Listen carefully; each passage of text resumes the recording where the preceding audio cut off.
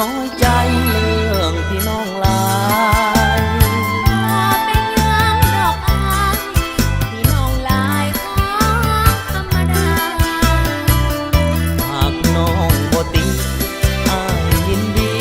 ฝากดวงสิว่าสาวเมืองนี้นาคอยวันมาลบเลือนผู้ใหญ่ของน้องเป็นดีมาเคยเมืองใต้พ่อแม่ของอายอยากได้สาวพ่อยเมืองมีโอกาสแล้วสองเฮาพ้องพากันเมือยามพ่อเท่าเจือนเมือแล้วเมืองใต้ยามแม่ยาวมาโล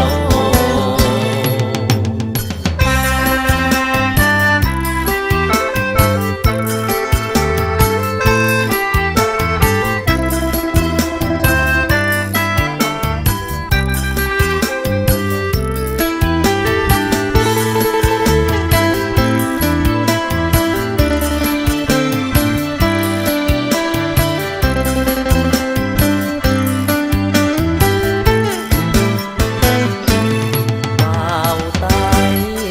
น้อยใจเรื่องที่น้องลา